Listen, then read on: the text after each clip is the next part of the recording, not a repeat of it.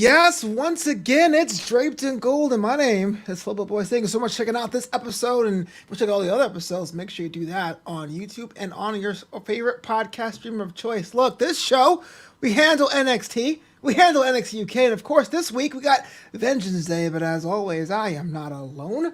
I'm being joined by United Wrestling Network's chief correspondent, and not to mention the guy who's been a lifelong wrestling fan so much that I used to say he was a late period WCW historian. Give it up for the real Jack Farmer. How's it going, sir? Howdy ho, neighbor. Thanks for having me on. Yes, I'm so glad you're here. Throw me off. If you guys are listening and watching the chat, Facebook, YouTube, Twitter, and Twitch, please get your comments and questions. Everything in there. We'll definitely hit them up during the next hour of power. But, Jack Farmer, let's start with the top. NXT UK has been given us banger after banger. It feels like a pay-per-view every week, but none as big or as beefy as our main event. Rampage Brown against the Iron King Joe Coffey, and it wasn't Gallus Boys on top after all, with Rampage Brown getting the win. We've all talked about Joe Coffey being the de facto #1 contender to Walter, but has that changed after this match? Yeah, it has to. I mean, right now, Rampage just got a big win. This match, by the way, the whole time I was watching it, we always make a bunch of beef analogies, but to me, this felt like a pillow fight, but instead of pillows, they had bags of concrete they were just slapping each other with. These guys just beat the hell out of each other. It was great to watch, but Rampage got the win. He got it right in the middle of the ring. He's got to be the #1 contender, which with how sore he must be right now, looking at Walter at the horizon must not be a very comforting thought. I mean, I guess if you're as tough as Rampage is, it must be. But for me, I'd be like, I'm done. I'm retired. I've finished my run. But Rampage, I think he's got I've come far enough. It's cool. Views. Well, I mean, the one guy probably watching the match with vested interest, Walter, officially tied with the longest title reign of the NXT UK or the WWE United Kingdom Championship, what's soon to be a broken record by next week because Walter wasn't there. Walter versus Rampage Brown, definitely going to be a match that's amazing for a bunch of reasons. But if this would be the case, would that be too fast? Is there such a thing as being too fast? No, why? Who cares? Give me what I want, as the great poet Dave Bautista once said. He's a poet now? Give me what I want, and I want to see these two big boys beat the hell out of each other the way only these two can. I mean, come on. Could you imagine? I can just hear the slaps from Walter hitting the chest of Rampage, and I can just feel the blasts of fist power going into Walter's face. It's just that's going to be the hardest hitting match I think we've seen in a very long time. And we've seen some bangers on NXT UK just in the past few months, but that's a collision that I think is going to top all of them. And if you can control the wrestling cosmos, you'll have Rampage Brown challenge before Joe Coffey after tonight's match, I assume. Yeah, Joe Coffey, he lost. I love Joe Coffey, but he just got jumped in line. Wait. If you lose a match, you move on. Stop. Because your boy Eddie Dennis could lose matches. You still defend him. You think he should have all the championships. But when Joe Coffey loses one, it's over? Eddie Dennis has had some conspiracies pulled against him, a bunch of powers working against him. You don't just let him finish things in the ring the way they're supposed to happen. That's a whole different thing. I can't believe that you are just a homer for this guy, but okay, that's fine. I did not think. I put it this way, I didn't think Joe Coffey was going to lose, and I'm kind of glad he did because it opens the playing field just a bit more. I do think I want to see a bit more from Rampage Brown, but maybe it's just me being spoiled because UK gives me everything every week, especially in the middle of the day here in Los Angeles. But so, do you think that Joe Coffey should get a title match after losing? No, I'm not saying that. I'm saying before this matchup, we have both men in a lineup. I would rather have seen Joe Coffey challenge Walter first. This match result does change that. I am not taking that away from you. But from my standpoint, it just seems that Rampage Brown had, 4 matches heading into this one? Yeah. That's all. I just need more time to warm myself up before I get punched in the face by the guy if he watches this show. I agree completely. Before this match, Joe Coffey seemed like the guy. He seemed like the person that was going to get the next shot. And dare I say, maybe even the guy to dethrone Walter. But I mean, this is why you play the game, Flobo. This is why you have the match. Rampage, I mean, it's kind of like watching Goldberg. How many times do I got to watch him run over Jerry Flynn before he finally gets his match with Hogan? Let me just have the match. Let me just see Rampage go for the title. Let's just see it happen. I don't like to wait. I don't have patience. I want it right now. Give me what I want. Inferno would have to have a word with you after the show. But the reason why I bring this up, the reason why I'm bringing up a big stink, is that also on the other side of the table, Kaylee Ray had a press conference with her new number one contender, Meiko Satomura, which, Jack, you and I both know Satomura is an absolute legend when it comes to the wrestling arts and sciences, and I would pay to see a championship map any day of the week. But her record is 1-0. Is this also too fast, or I am just picking the nits? So what? We should go for months watching Kaylee Ray run over nobodies until nobodies. Meiko finally catches up and just builds up a resume. We already know who she is. We already know she's great. Why wait? We know what she's here for. We know why she showed up. I mean, Bianca Belair hasn't been on Raw or SmackDown for very long. Why are we waiting? We're not going to wait for her to get a title shot. We're like, yeah, you won the Rumble. You're the next in line. Go for it. I mean, Meiko has a career behind her. We know who she is. We know what she does. There's no reason to wait. There's no reason to build up. Let's just see what she can do. Let's see the best match that we can have. I think it's going to be great. And I thought this press conference was great, too. I wish WWE had more opportunities for wrestlers who don't speak English to be able to say some things and just give us some subtitles for those of us that don't speak other languages. I think that was a great, well-done thing, and I think it made the match seem like a must-see event. It did seem a lot more real in that sense, that you actually had a press conference with journalists that spoke different languages. And I even alluded to it on Twitter. And I was like, I'd rather see this than a contract signing because, frankly, DocuSign exists. Just point, click, e-signature. Don't waste the table. Just stay at home. But this you can't avoid. So I just want to say thanks so much for the chat. Haywood Wong is saying this. He wants to see Bronson Reed versus Walter. I do. Why? Yeah. Why not? Talk about mean slabs. But in 2 weeks is announced. I don't know why you would do that to poor Bronson Reed, but okay. He seems like a nice guy. I don't know why you would do that to him. He's colossal. I think he'd handle his own against Walter. I mean, even if you can, I mean, it's not a fun thing. I mean, yeah, you're right. Yeah, you know? I can handle a root canal, but it's not pleasant. Yeah, you can survive a high dive belly flop into a pool, but doesn't mean you should do it to somebody. Where Rampage, he seems like a jerk, so it's okay if he gets beat.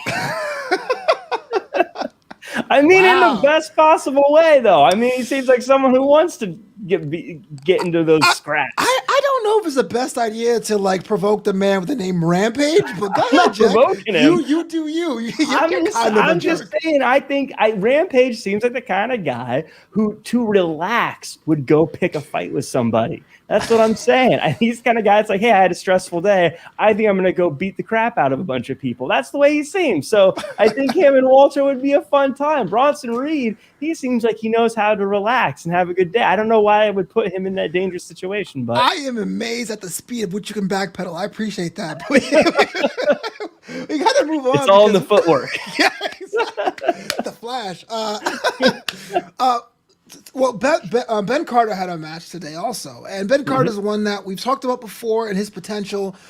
Personally, I like to have his own character, which I think is coming over time. I think they are establishing the Seth Rollins lineage to give us a little bit more investment. I do hope it's temporary. But he impressed pretty soundly. But is it just me? Or did Josh Morrell win this match on points? People are sleeping on my man Josh Morrell. Is he not? Yeah, Josh Morrell's been putting in the work. I mean, he hasn't been lining up the wins as quickly as I think he would like to. But I think that, like you said, I think on points, I think he looked great. The fact that he keeps challenging himself, he keeps coming back out. You've got to respect the guy. You got to appreciate what the guy brings to the table. And yeah, I thought he looked amazing. And I'm a fan of Ben Carter. I think he's doing great things, but I actually wish they pumped the brakes a little bit on the Seth Rollins comparisons, and everyone's talking about him and where he came from. Let him be his own guy, because right now, this is his, this, to your point, he's only had a few matches, but they're comparing him to someone who's main evented Mania and won the Universal Championship. Let this guy be his own guy for a little bit. We know now where he comes from. We know he's got a great he has great prestige in where he's come from, and a lot of people expect a lot of big things, but let's not put the horse before the cart. You know what I mean? Let's let him be who he is. I mean, what parts do you want to see? I feel like he is giving himself as far as the physicality, but character-wise, what are you looking for? I'm just saying we don't need every time he comes out to have us reminded again and again. Seth Rollins says this is the guy. Everyone says he's amazing. He's just like Dynamite Kid. He's, Yeah. You've said it. We get it. We know it. But now every time I see him, I'm like, is he Seth Rollins? Because that's the comparison they're starting to build, which I get is favorable. But then anytime I see anything less than Seth Rollins, I go, oh, well, maybe not. This reminds me of a long-running show on TV called NCIS here in the States. Thank you for all of you checking it out from the United Kingdom. It's probably the most popular show exported, so you probably see it too. In the first season, because it stands for like Naval Criminal Investigative Services, the first season was called Naval NCIS, and people were like, "Why? That is naval." And I think, to the point is, they want to make sure we have some sort of base of character. I think it's temporary. I hope it's temporary because Ben Carter is aces in the ring. Hopefully, he can be his own character. To your point, Yeah. I mean, and again, I like the guy. I like what he does. I think he is going to be great, and I get why you want to make that, let us know who he is. He's not just some guy that wandered in off the street. He's an actual, he's got a great pedigree. But I'm just saying, I don't want to compare him to one of the best doing it right now when he's only like a month in. You know what I mean? Speaking of wandering the streets, what about Tyler Bate, man? He's been going through some stuff. He's just hanging out, just trying to get some fresh air, just walking around, man. Is he okay, Jack? He does seem like the kind of guy that's about to put a Facebook post that he's decided to move out into the country and, you're never going to hear from him again. Yeah. I like these, though. I like these. They're simple when we hear from wrestlers. I like being able to hear them as they are and who they are and not always the holding a microphone in the middle of the ring talking about the next pay-per-view or something like that. I like getting to see who he really is. I'm a big Tyler Bate fan, so anytime he's on, I like it. But I do want to see him in the ring again. I want to see him wrestle again. Yeah. I want to see him do what he does best. But this is a good way to just take a couple of seconds. And NXT UK is phenomenal at this, by the way. Agreed. And just giving us little snippets like, hey, remember this person? Stay emotionally invested. They're still around. And I think it's perfect for that.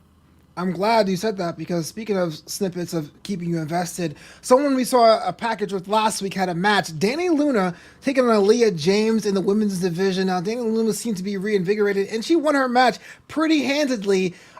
Question, though. Even though in her package last week she said this is a brand new me, did that come across tonight? Because to me it did. But Nia Jax is someone we've only seen a handful of times on television. Where does Dani Luna stand for you? I like Dani Luna. I think that, she's strong. She's powerful. And I like the fact that they even said it on commentary that, when strength goes against agility, strength wins this time. And I like where Dani Luna is going. It's still very early to start saying whether or not I think she's next in line for a title shot or things like that. Why not? I like a win over Nia Jax is different than a win over Joe Coffey. In all respect to Nia Jax. I understand that too, but Meiko Satomura had one match and she has a title shot. Yeah, she has a different career behind her, though. I don't know. There's the difference. I want to throw something your way, though, Flobo. I want to give you. I want to pitch an idea, and everyone in the chat, let me know if you think this is fun. But I think it'd be fun if we had an official wrestler for NXT draped in gold, and that we pick someone and we just make them the person we follow and we cheer for and we hope does well no matter what. I think Nia Jax, she's new, she's newer, just getting started, and I think everyone in the chat here with us, I think we should make her the official wrestler of draped in gold. And we just cheer for her, kind of like if this was a football team and it was the home team, we just cheer for them no matter what. I think Nia Jax should be our go-to. Let's cheer for her. Let's hope for her. And let's hope she does well. One, I agree. But two, I thought you're going to make this an Eddie Dennis thing. Or Nina Samuels thing. We should really be focusing on Eddie Dennis. No, yeah. You know what? I'm a big fan of that. And people, and back when on our former employer, I would get kind of like made fun of because I'll pick someone who is a gem, a hidden gem, diamond in the rough, and just root for them for years and years and years. And like I always get to thumb my nose at the Bayley haters because Bayley became the #1 female wrestler on the planet. So yes, Nia Jax has the potential. Fantastic showing today. I'm all down with making her the official Draped and Gold wrestler. Let's go, Nia James. Let's do it. Aaliyah James, you are the official Draped in Gold wrestler. We are cheering for you, and we're just going to follow along with the career. I think it'll be fun. Yeah, absolutely. And speaking of following along with careers, and I mentioned it before, Nina Samuels, another one of Jack's favorites, just has this obsession with people carrying her bags. Looks like the Brookside saga is not over yet. If you were Johnny Saints, how would you put an end to this ongoing conflict with these two ladies with a issue they've just been begging to resolve?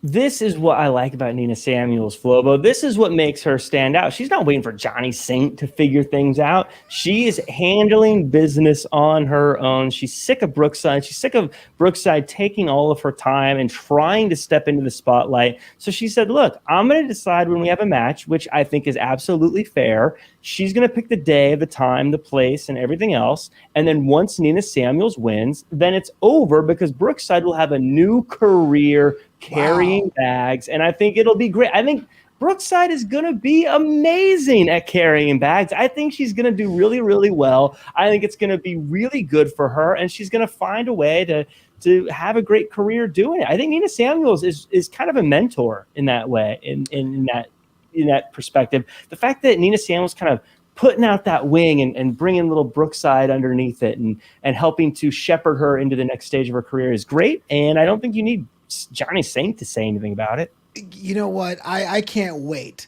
I cannot wait till Nina Samuels and Brookside get in the ring once again and Zaya wins that match. And I can look at you dead in your virtual eyes and say, Jack, you were wrong. Zaya Brookside deserves better than holding someone's bags. Are you kidding me? There's a future right here. First off, how dare you belittle people who carry bags for a living? It's a real job, and it's important. Not when he has another job. It's a part of it's a good job to have. I mean, I don't look you're wrestling. I don't look down on people the way you do, Flobo. I think it's a fantastic job, and I think Brookside's going to be great at it. I think she's going to do it, and it's not about loving what you do. It's finding the love in what you do, and I think Brookside will be really good at just finding the things to love about carrying Nina's bags. And I think it's going to be a really good lesson for everyone who's watching. Yeah, man. I mean, you never look down on anybody. Hey, is that a Hugo Boss shirt? But before we get away from NXT UK, the match, the night start off with one of the matches of the ages here. Heritage Cup action. A-Kid, Shaw Samuels. Very two different interpretations of what NXT UK Heritage is. We got ourselves a little bit of an instant classic here. I really thought we might have a cup change, but it wasn't to be. Thoughts about the match, A-Kid and Shaw Samuels challenging for the Heritage Cup. I loved it. I love this match. This was actually my favorite match of the night. I thought that, we always talk about how we are going to have, or we always talk about how, like, I'm not a fan of the cruiserweight division because I don't like that it excludes people. I like championships that anyone can go for. And you've always asked me, like, what about, like, the X division and other companies and things like that? This is perfect. This is a perfect example of another type of title that isn't just the same thing as the NXT UK title. It's different, but anyone can challenge for it. And I love it. I love that it stands out. I love that its matches are different. I love that it feels like you're watching something different, but it also doesn't feel like it's forced or weird. I love it. I actually really enjoy the Heritage Cup and the Heritage Division. I love Shaw Samuels. I know he took the L today, but man, he is so fun to watch. I love his attitude, just full of piss and vinegar. And I love that he is such a good wrestler as well. He reminds me of Hager from Final Fight, throwing it back. Oh, because of this. Mayor Hager here. Yeah. You might constituents. By the way, if you don't know what Final Fight is, you got to go check out Hager. That's one of my favorite games. But I also thought it was really cool. I kept going for that butcher's hook and how it felt so dangerous every time he was going for his move. Even though he lost, I thought that it really showed how dangerous that move is and how successful he can be going forward using it. A-Kid, though, man, he continues his run. I've said 2021 is the year of A-Kid until someone else proves me wrong or takes that from him. He had a great win. Man, A-Kid's one of those guys. It's so easy to stop and say, oh, he's a high flyer. He can move quick. He's young and agile. He's a tough little son of a gun, though. He takes a beating, and he keeps on going, and I know you popped out of your chair with one of the biggest Northern Lights suplexes I have seen in a long time on that big fella, Shaw Samuels. It was a great match. I loved it, and I'm glad that A-Kid is defending that cup. Yeah, true story. If you guys don't know, every time anyone does a Northern Lights suplex, I pop for no reason. Don't care what promotion, what language, if it was on VHS or Laserdisc. And someone pops a Northern Lights suplex. I'm like, oh, they did it.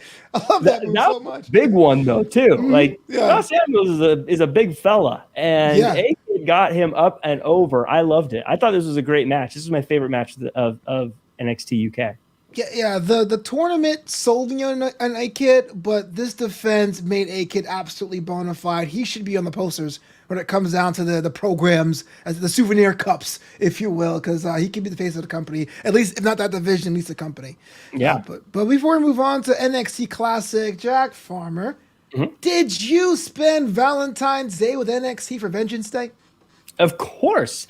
I love nothing more than hanging out with the Black and Gold brand and watching people beat each other up. It's the best way to spend a day of love. Aw, let's talk about it. You know, this is like, what, the 34th takeover? Some would say it's actually one of the best. Overall thoughts about the show? Any matches in particular stood out for you? I thought it was that.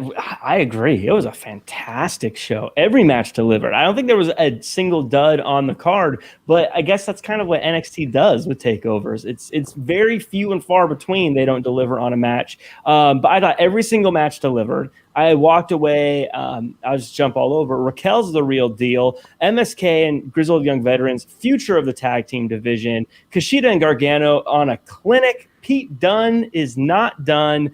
EO may be the most dominant WWE champion right now, period. Baszler's rewriting his own career, and Cole proved me right. Okay, yeah, a lot to sift through, and I hate the fact that you put a pun in there.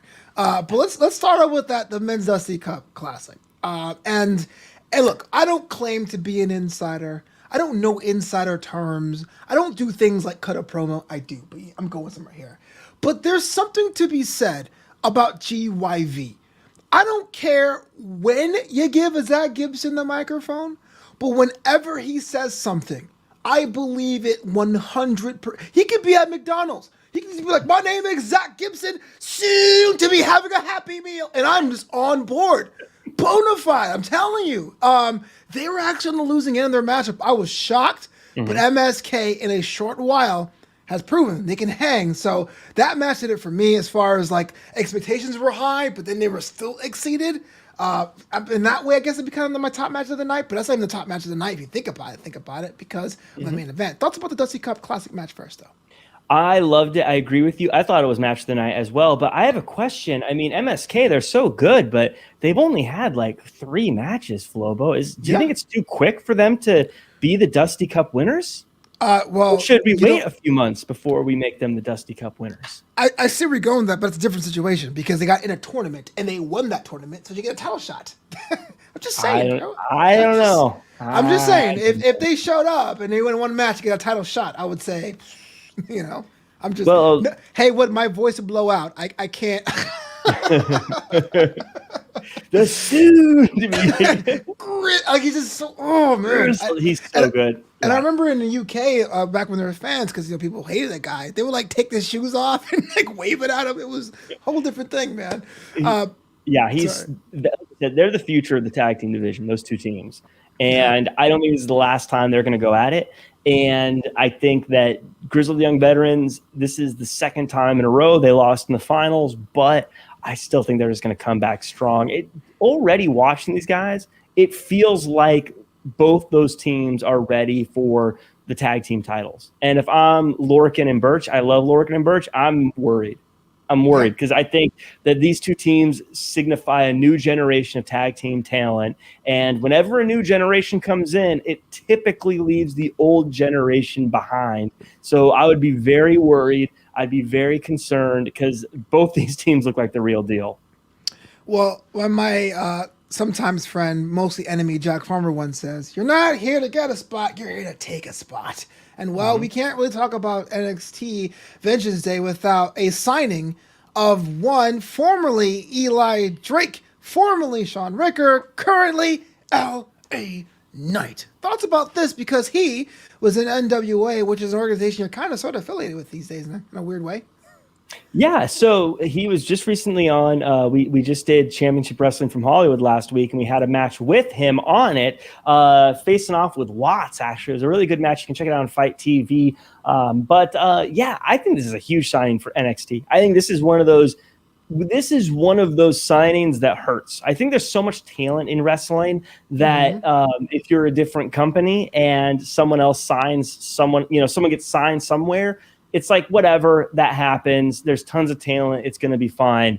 He is one of those signings, though. Eli Drake, LA Knight, however you know him best now, that is one of those signings that if you are a different company, that stings. That hurts that they got him. He is a needle mover. I think he's someone who can talk. I think he's someone who can wrestle. I think he's got a look. I think he has everything to be a star. I think he's going to make a very quick and very immediate impact on NXT. And I think everyone who didn't sign him is going to be regretting not signing him. Officially, his birthday is November 1st, 1982. Will be turning 39 this year. What does the timetable look like for someone in that prime or slightly south of prime era of their career? Well, they say that the prime is 35 to 40 for pro wrestlers, which it's funny as you get older. Like when I was younger, when I first started watching wrestling, I'd be like, what?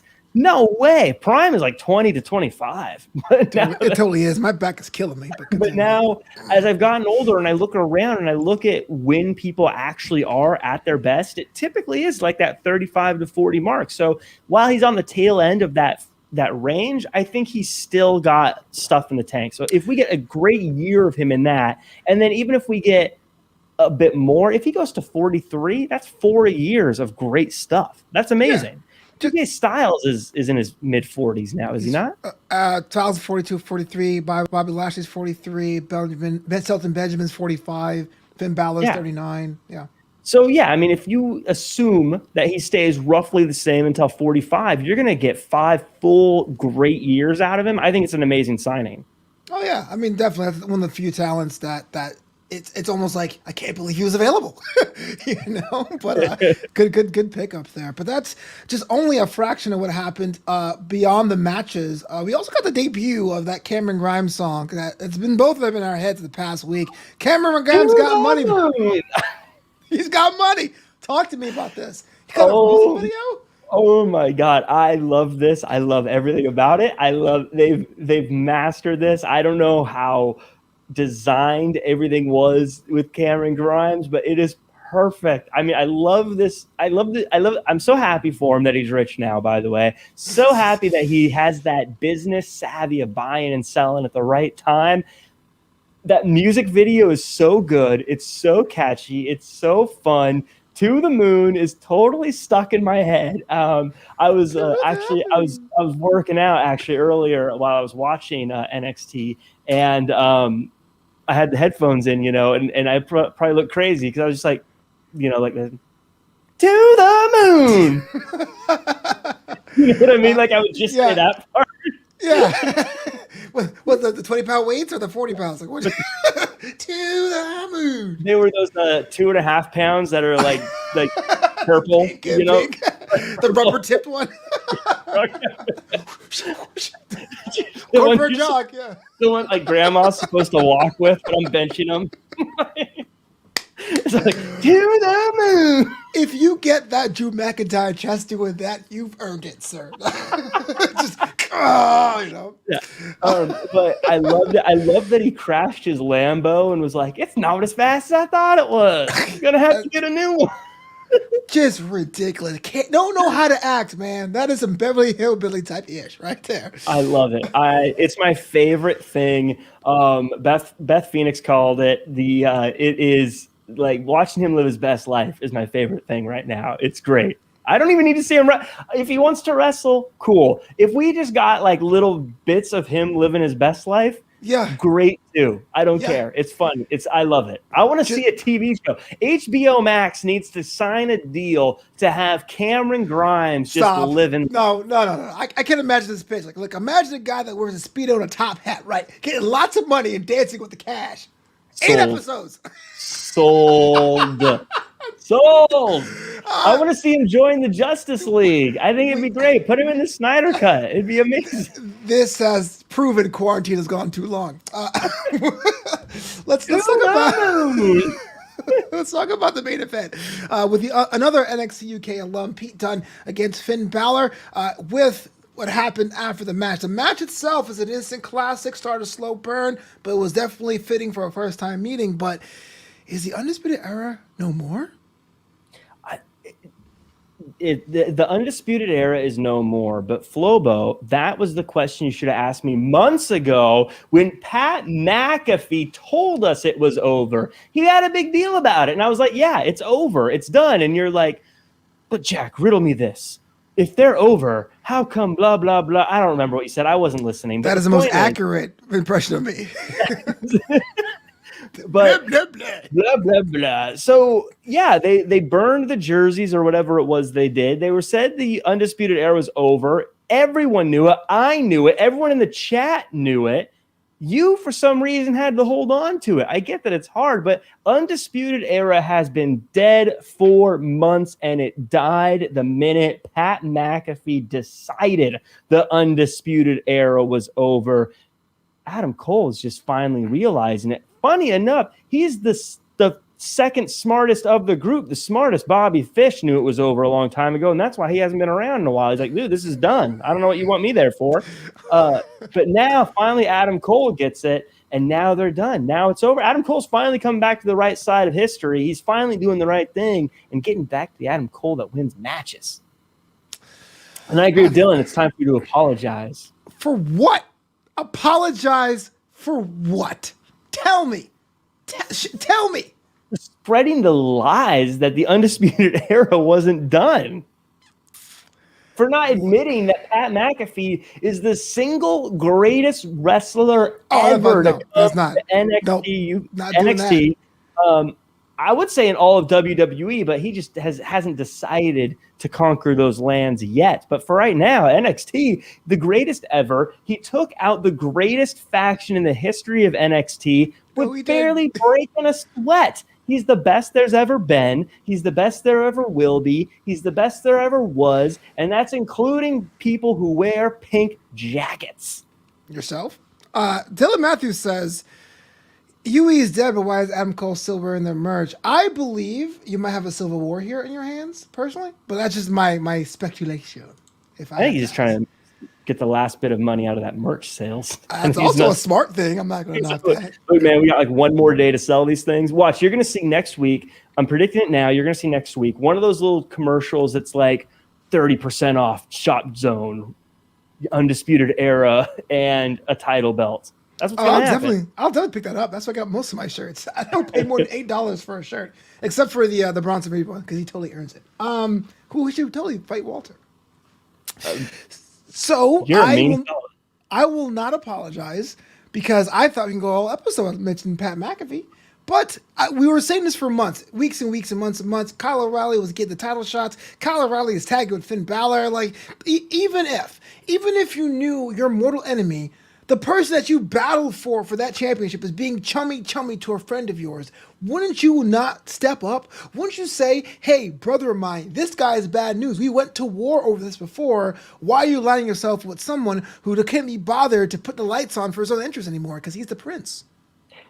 Right now, that's the problem with Kyle O'Reilly. Adam Cole gave him the reins, and what does he do? He comes out crying to start the show. Adam, I thought we were friends. You're my brother. Please explain this to me. Hey, come on out. And then everyone but Adam comes out because there's no authority from Kyle O'Reilly. There's no bass in that voice. There's no, wow, he's the leader. That's what made the whole thing fall apart. Kyle O'Reilly's just not the guy. Adam Cole is the guy. And that's what Adam Cole proved today when he left Kyle O'Reilly laying.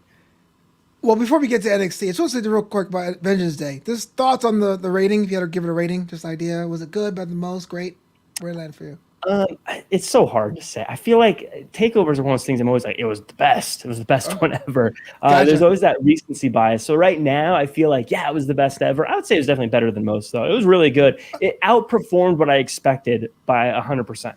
Fair enough. But I agree with you. I didn't like the way that NXT started with Kyle O'Reilly asking questions, which is kind of weird because I'm sure the Undisputed Era had their own locker room, and Kyle's like, "What's wrong? I'll talk about Wednesday," you know. But Right.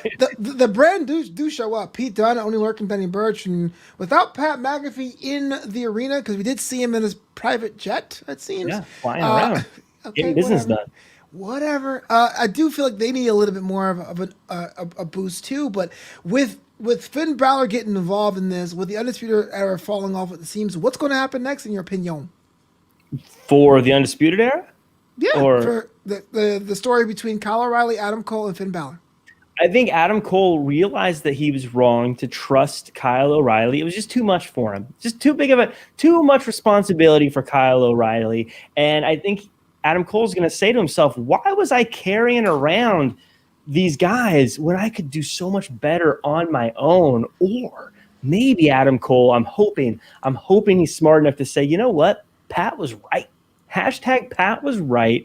I'm going to go join the brand and I'm going to start getting the private jets. I'm going to start getting the cool cars. I'm going to start hanging out with winners again instead of hanging around people who whine and cry and get beat up all the time. I think Pat McAfee is going to bring back the Adam Cole that made Adam Cole great in the first place. I can't with you. I can't. You and Dylan, for some reason, think Pat McAfee is the greatest thing to wrestling, but he said it himself. I was like, hey, he's ending the Undisputed Era. Like, I can't with you, Jack. He did. So you should apologize.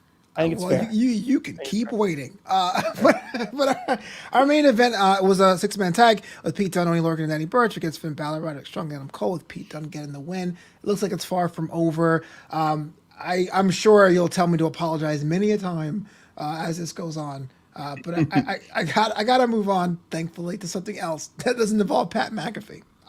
Let's talk about the debut of the former Lacey Ryan, Zoe Stark, taking on Valentina Feroz, a former Rita Rice.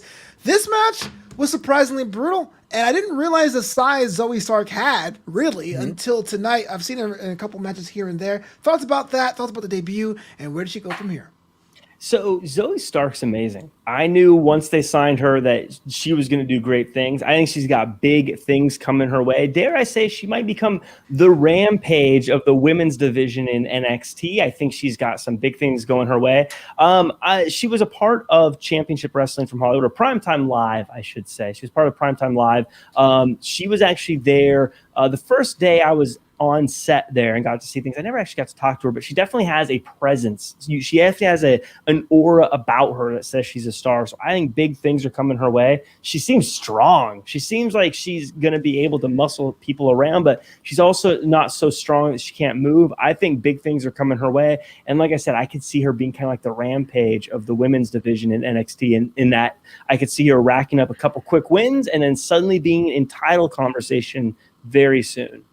Yeah, great size with the extended limbs that allows her to be both a powerhouse and a speed-based grappler. I mean, those kind of things are valuable for any roster, but definitely Zoe does look like no one else. Currently, will definitely be a great tool to have in the NXT toolkit. Further, an embarrassment of riches for that women's division, and I hope for the best there for her. But speaking of that women's division, we got some tag team action. The Way taking on Ember Moon and Shotzi Blackheart, which I do like to make. I'm sorry, I like Shotzi Blackheart and Ember Moon together. It makes sense with them together. I'm not sure if it's the best long-term solution, but people were saying on the internet because they hate things, why do we do this match again? I thought, for my money, which was nothing in this case, it was pretty nice. Yeah, I agree. I actually agree with you, Flobo. I liked it. I think Ember Moon and Shotzi Blackheart, they look and feel like a great tag team. And I was thinking as I was watching this match, how you'd mentioned an embarrassment of riches in the women's division at NXT.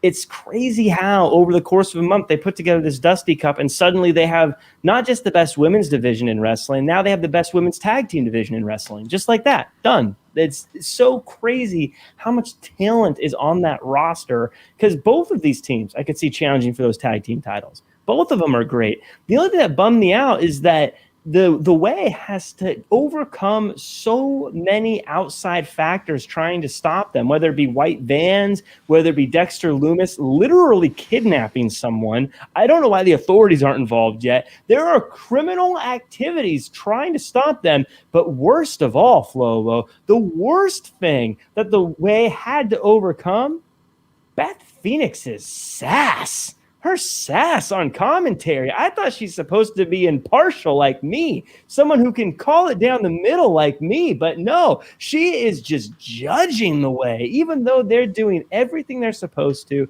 they're doing everything right. Beth Phoenix should be ashamed of herself. Having popcorn with MSK and being chummy, talking down to the way, not calling things down the middle the way a guy like Wade Barrett does. I'm actually absolutely flabbergasted that she's not getting talked to about this. If this show ever wins an award, I am holding the award hostage because I deserve it, putting up with you. Week in and week out, just defending Gargano and Eddie Dennis and Nina Samuels and all these conspiracies. The way are the people in a restaurant who complain all the time, so when they get their comeuppance, I'm okay with this. They totally deserve it. When you go to a restaurant, Flobo, you are paying for a service and a product, and if it's not the exact way you ordered it, you should send it back and get another one, and maybe even a discount. That's what a good restaurant would do. Or you get a Yelp review. That's what happens. Oh, so you become passive aggressive? Is that what it is? That's the way. That is the way. That is the set. But let's talk about Beth Phoenix because I'm going to get really upset. Beth Phoenix was in the ring to congratulate both winners of the Dusty Cup. MSK came out and had a good time, but it was the women's tag team dust-up. I want to talk about Nia Jax doing the rounds like Edge, but this time featuring her hole for some reason. Is with Shayna Baszler and have a face-to-face stare down with Raquel Gonzalez and Dakota Kai, who won the Dusty Cup. It looks like a whole new Dakota and a whole new Shayna Baszler. That's worth the price of admission. But you have possibly a passing of the torch of Nia Jax and Raquel Gonzalez about this future matchup here. So many questions and thoughts. What do you stand on this one? I loved this. I was so into this. This was one of my favorite moments of the night. I loved seeing them go toe-to-toe and staring each other down. I love the fact that they brought up what had happened with Dakota Kai and Shayna Baszler not too long ago. But man, I said Raquel could win this whole tournament on her own, and seeing her stand in that ring looking down on Nia Jax, you don't realize just how big Raquel is until you see her standing next to Nia Jax. Raquel Gonzalez, she is the reason that Dakota Kai and her may win those championships, may win those tag team titles. Flobo, this is a new I talked earlier about how when the new generation shows up, the old generation's in trouble. And frankly, if I am Nia Jax as the old generation of powerhouse in the women's division, I'm looking up into the eyes of Raquel Gonzalez thinking my generation is in big trouble. We talked about the strength of the women's division in NXT, and we have so many tag teams here. There is a rumor out there, so rumors are always true, about the women's tag team championships becoming NXT exclusive. Now, we don't speculate on rumors here on the show. We have integrity. But if that were to happen, would you be on board with it? Yeah, I don't like to speculate on rumors, but I also can read the writing on the wall, Flo, but I can read the tea leaves. They are going to become NXT exclusive, but not because some person in a suit in an office decides it. It's going to happen because, like I said, the women's division in NXT is untouchable. Once someone from NXT wins those titles, no one from one of the other brands is going to be able to take it from them. No one's going to be able to take the titles from Dakota and Raquel except for someone like Shotzi and Ember or someone like The Way or someone like Caden and Casey. There's no one else that's going to be able to take those titles because the women's division in NXT is just too talented. It's untouchable. It won't be some executive order. It'll be survival of the fittest that makes them the NXT Tag Team Champions. Damn, forget Zach Gibson. I want a Jack Farmer promo. That was fire. Sued. To be on this park bench feeding the pigeons. I was like, okay, bro, relax. I know. His big thing is saying grizzled, but with you doing the soon thing, it makes it so easy to lead into anything after that. I feel my bones. Have lunch. I just feel my bones. I do. You had mentioned Caden Carter and Casey Catanzaro.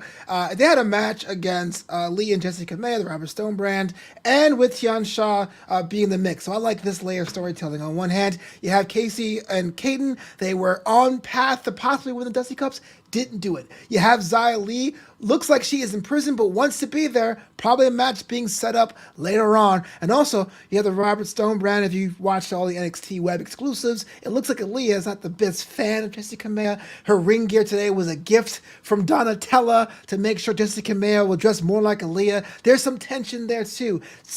At least 5 women, plus Boa, in this giant soup going on. Jack, walk me through your thoughts about this. I like how you preface Boa, but you don't preface Robert Stone. Oh, he's not fighting. He makes the moves, yeah. But it is interesting.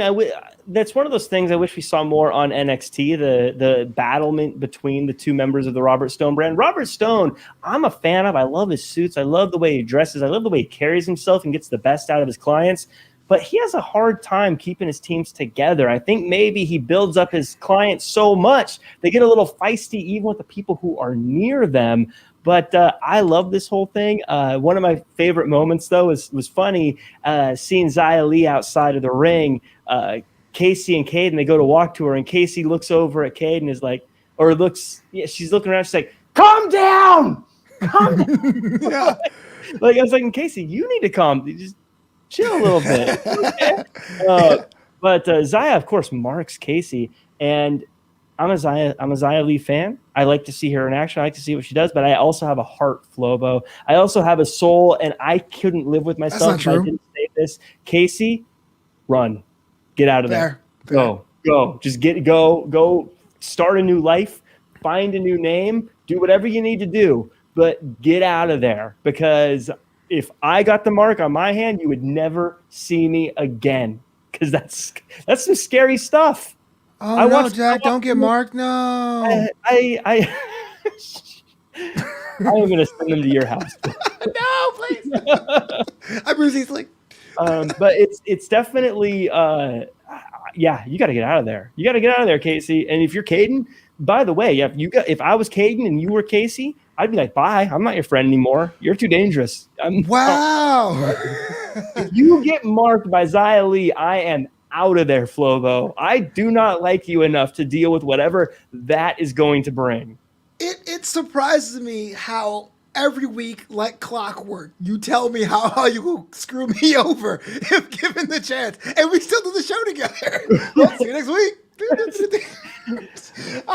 You against Walter, you're on your own. Xia Li, you're on your own. Not wearing a suit, you're on your own. I'm just the most honest person around. I will tell you right now, I will sell you out. I will throw you under the bus. I will save myself. And if you're marked, there's nothing I can do to help you. I mean, it would be a waste for both of us to suffer the wrath, you know? Heel turns weekly on Draped in Gold. Learn more at cryptogold.com. Speaking of guys who are heels to me now, Isaiah Swerve Scott had a match against Leon Ruff, and a match that I thought Swerve would have been on the other end of it, but hey, things happen here.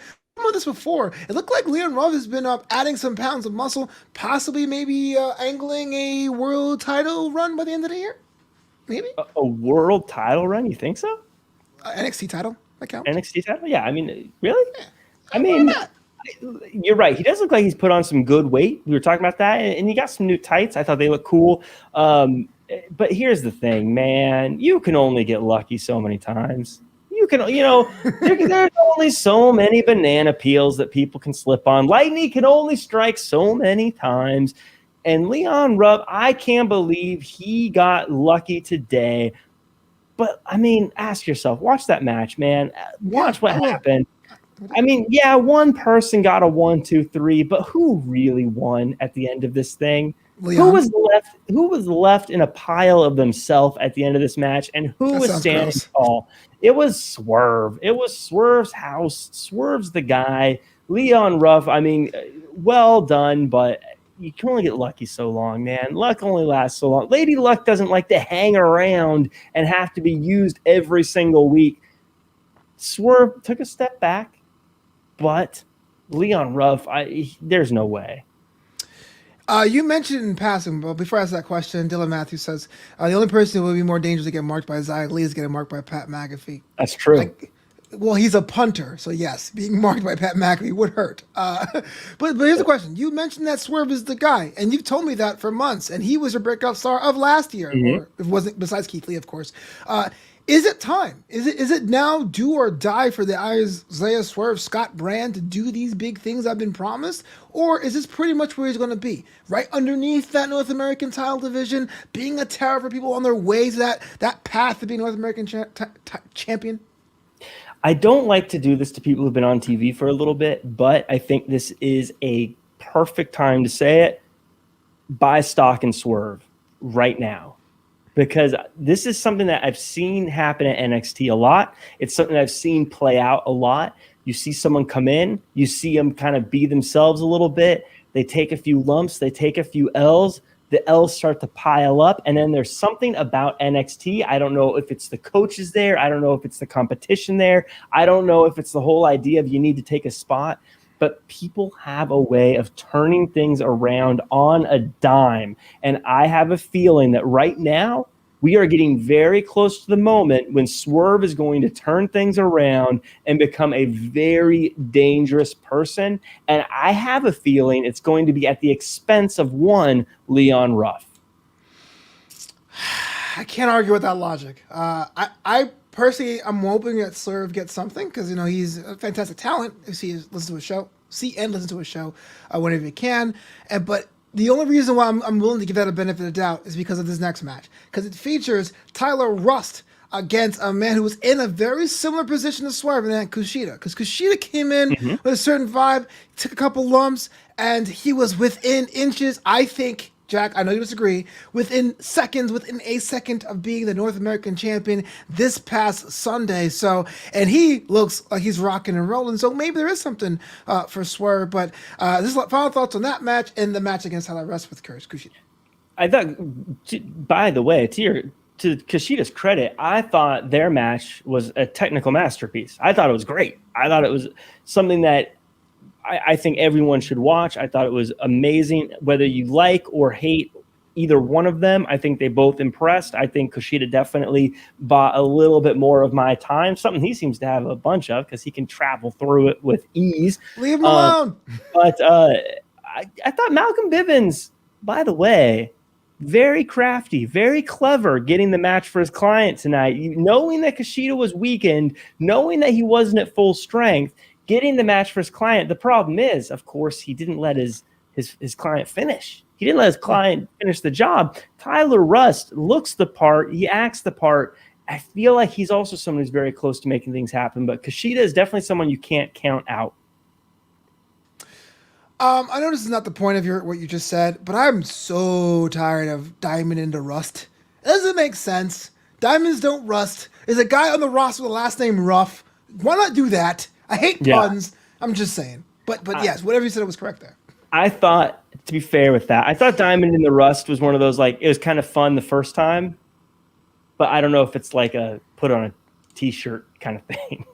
Especially when there's a Leon Ruff. Dylan Matthews continues, Kushida should have beat Gargano. I'm sorry, Jack, please forgive me. I actually agree here, and not because of my feelings about the way of the tag team. I do feel like with Kushida's kind of streaky career, that to have him stop here, you start to worry, will he even get back there? There's some guys that could take a loss today and be like, oh, I'll be back next month, But with Kushida, I worry that there may be a loss of confidence. But that's me being paranoid.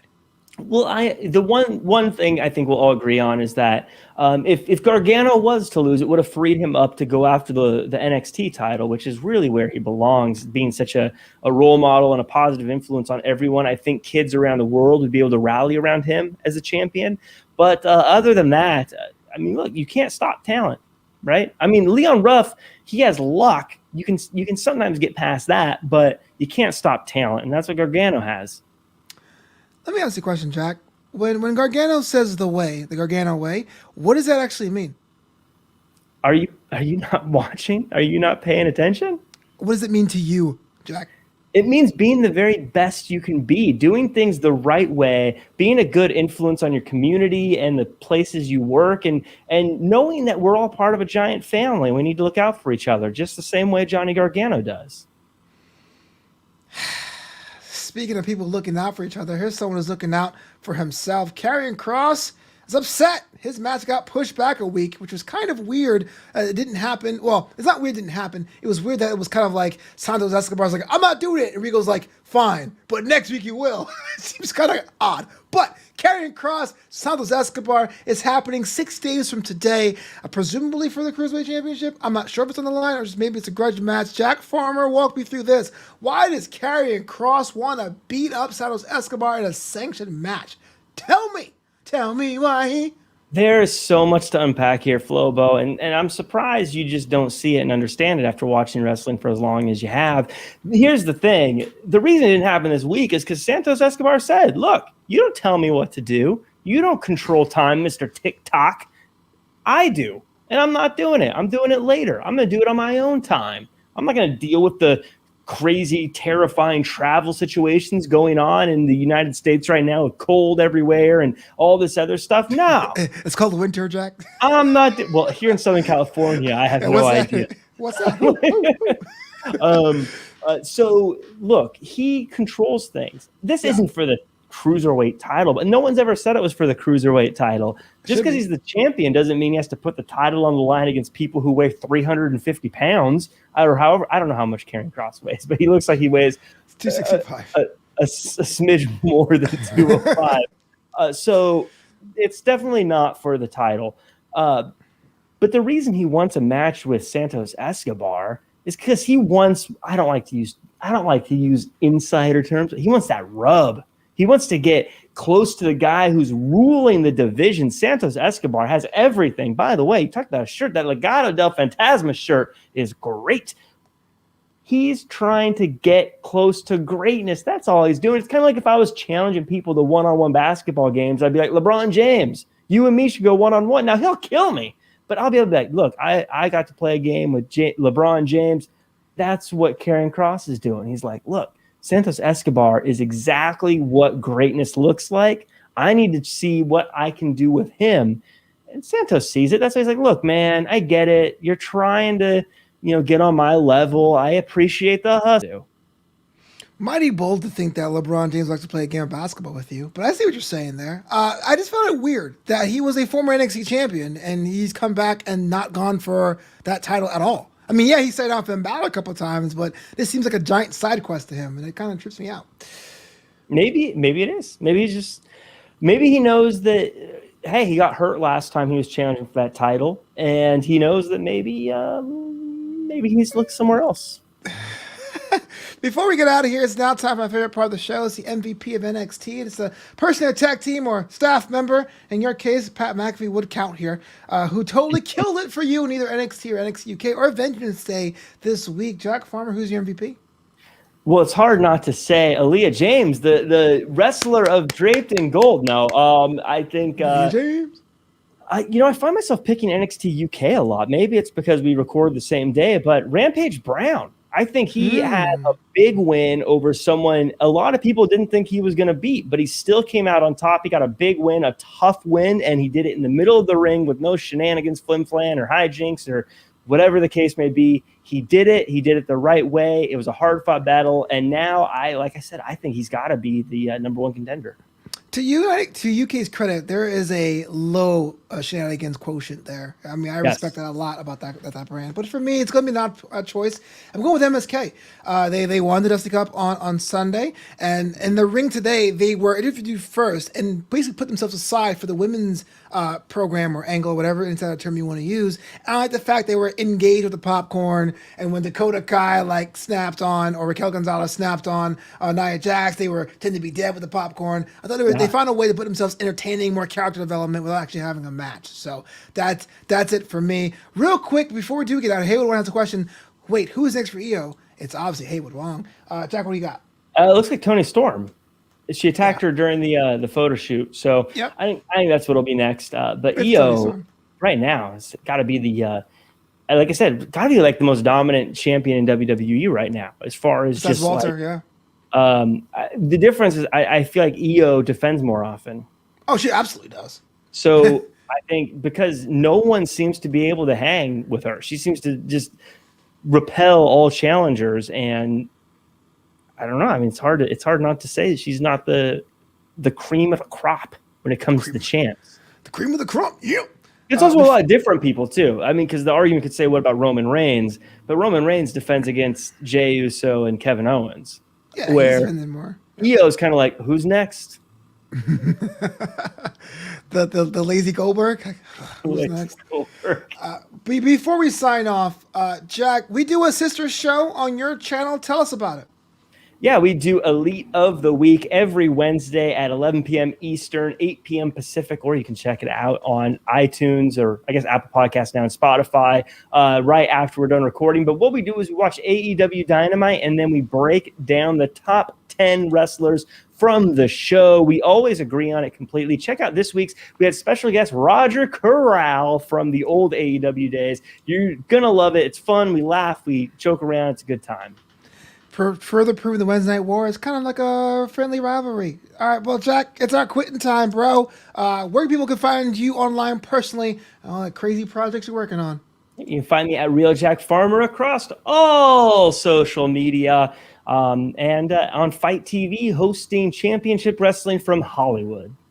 Aw, dang, and it's me, Flobo Boyce. You can follow me at Flobo Boyce on all your social networks and all that. Flobio.com, and learn more about this show and all the other shows I'm working on at newamsterdam.com, KBWamsterdam.com, and drapedingold.com. But, Jack Farmer, until next time, say the words. Do your best and be yourself.